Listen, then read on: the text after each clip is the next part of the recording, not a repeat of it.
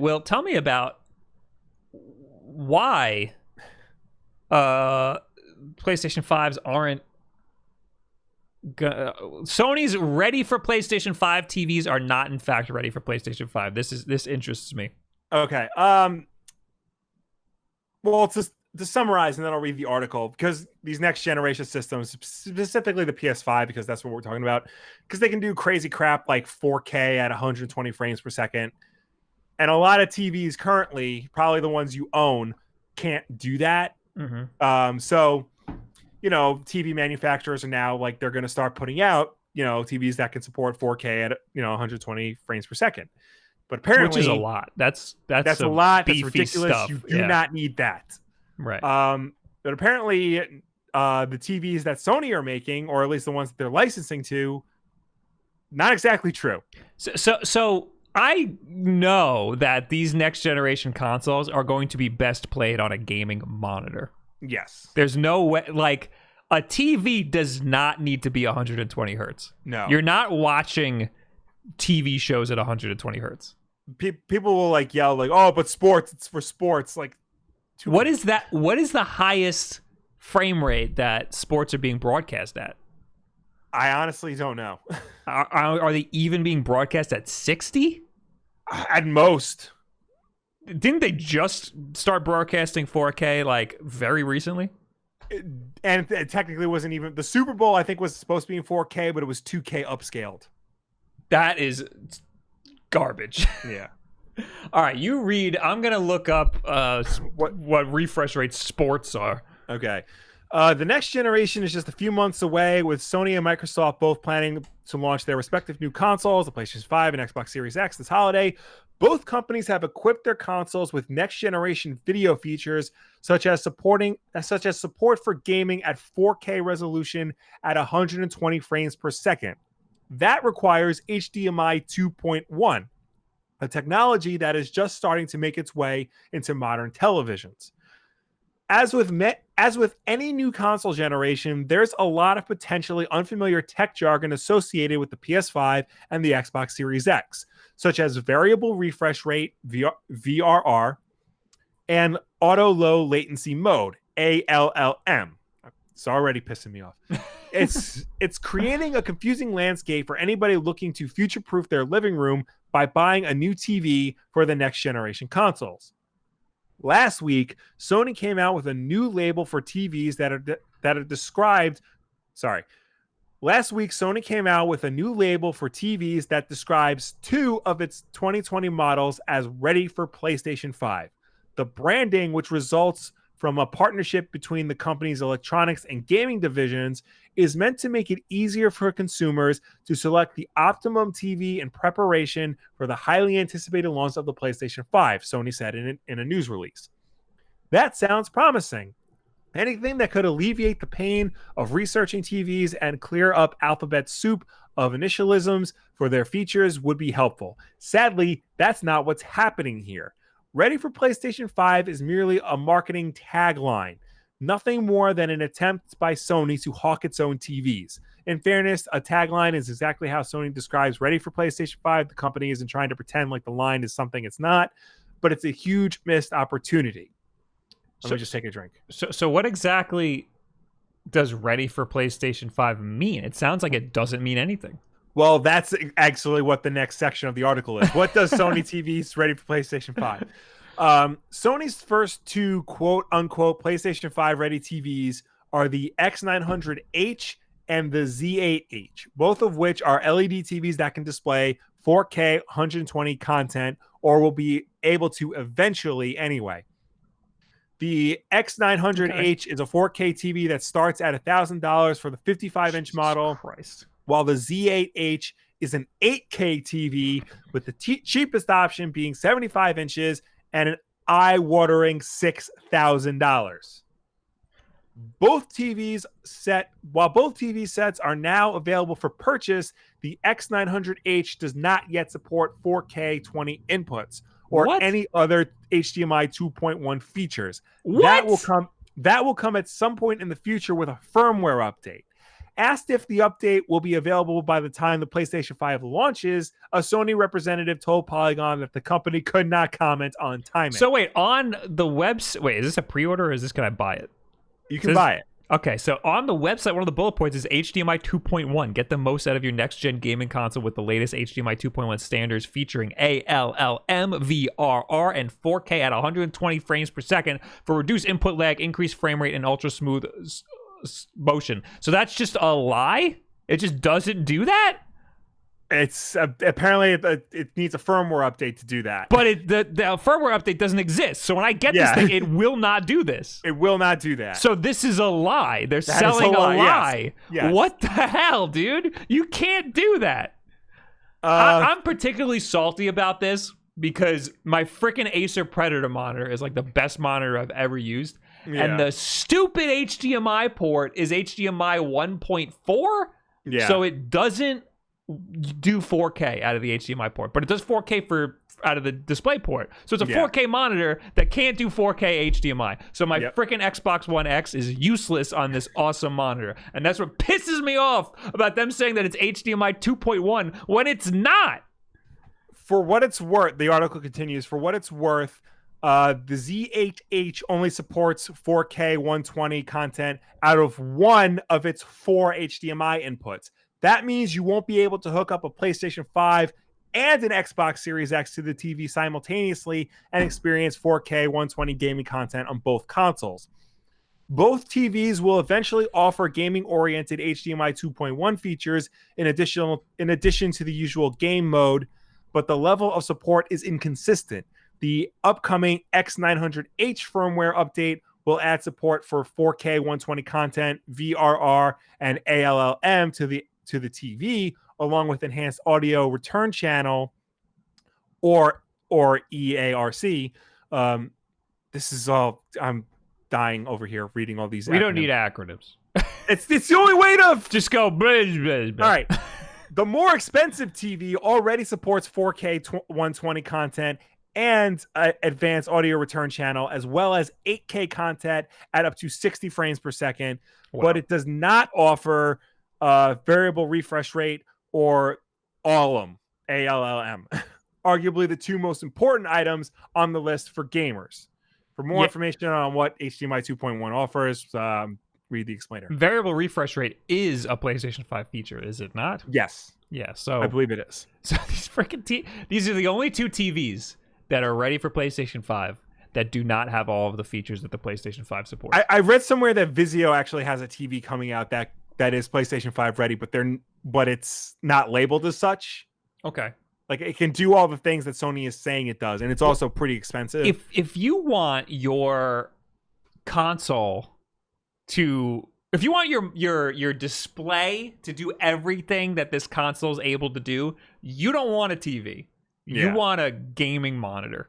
We asked Sony if it could provide a checklist of gaming-oriented features that a TV must support in order to qualify for ready for PlayStation 5.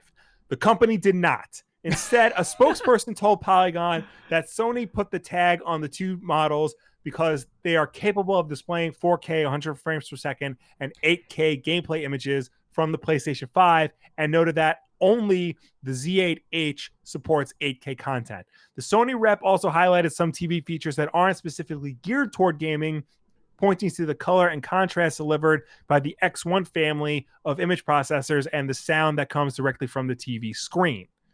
Sound that comes directly from the TV screen. I want to say that again because that sounds weird. These technologies make... speakers. Yeah. Well, I have seen apparently because, TVs are getting so thin, they have no place to put the speakers. Some manufacturers are putting the speakers in the screen.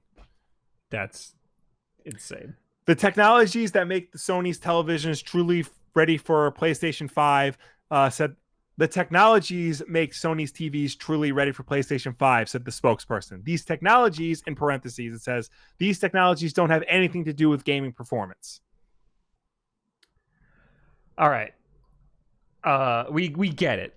These monitors, these TVs are not actually PlayStation 5 ready. Yeah. It sounds like TVs aren't going to have all of the specs to handle everything that a Series X and a PlayStation 5 can do.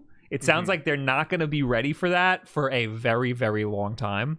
Yeah. Possibly, I don't want to say possibly never, but it might be like it's going to be years because we don't need broadcast television doesn't need any of this spec. This is all just for gaming. I found an article from CNET that says the truth about 4K TV refresh rates. This is from May 2019, so a year ago. Today's 4K TVs are all marked with motion, action, and clear numbers from 60 to 240, I guess, hertz and higher. They're mostly made up. Here's the real story. I'm going to skip to right here. Higher refresh rate claims with numbers like 120, 240, and higher are common, but not always accurate. In fact, again, this is of May 2019. In fact, no matter what number you see listed with a 4K TV, no 4K TV has a native panel refresh rate higher than 120 hertz. As we'll explain, though, a number higher than 120 doesn't necessarily mean the claim is false. Here's the basics. Refresh rate is the number of times per second written in hertz. A TV refreshes the image, so the frame rate. Movies are almost always filmed at 24 frames per second or 24 hertz. Live TV shows are 30 or 60 hertz. Most TVs refresh at 60, some higher end models at 120. Some older 1080p LCD TVs refresh at 240 hertz. I believe the Series X said that it could do 1080 at 240. Yes. Can you confirm that for me? Yeah. The point of a higher refresh rate is to reduce the motion blur inherent in all current TV technologies. Motion blur is the softening of the image when an object or an entire screen is in motion. TV manufacturers use multiple technologies in addition to refresh rate to come up with an effective refresh rate. Effective refresh rate means the TV refreshes its image at a lower rate, but might appear to have similar motion results as a TV with an actual higher refresh rate. So it's them gaming the system a little bit. So it says that the Series X can support up to 120 frames per second, but I'm not seeing like the resolution it can do it as. I think it's 4K. 120 at 4K. That's what they said. Yeah. We talked about this on the show once when right when the specs were released. Yeah. That's when we were because we were trying to figure out what type of HDMI version they were going to have and stuff. Sports. There's no sports. I just want to know what freaking shows are what broadcast television. Everything that when I looked it up before, all the articles were saying that high refresh rates are better for sports, but nowhere told me what sports are actually broadcast at, because I suspect they're just 30 frames a second or 60, at most 60, because I've seen it look a little different. I've seen football look a little different. I think nowadays, because when everything switched over to HD, for the most part, things are broadcast in 24 or like 23.98 or whatever. But here we go. God damn it, Tyler says ESPN is 60. NFL Game Pass support.com. What video quality are the games viewable in? 30 frames per second. All right. So, yeah. So we don't need 120 hertz in a TV. The only reason for that is for gaming consoles. Yeah. And I feel like this next generation going to see a lot of gaming monitors out there. It sucks because part of the appeal of gaming consoles was you just plug it into your TV and that's it. But now, with all these other things, there's a good chance that the TV you own right now doesn't have everything you need to get the most out of these systems. And I think that it's safe to say 100% certain that the TV you have right now does not have all of the features to do everything that a PlayStation 5 and an Xbox Series X has to offer. Further down in the Polygon article, it says these are the most obvious must-haves for like a TV for the next generation. 4K at 20, obviously.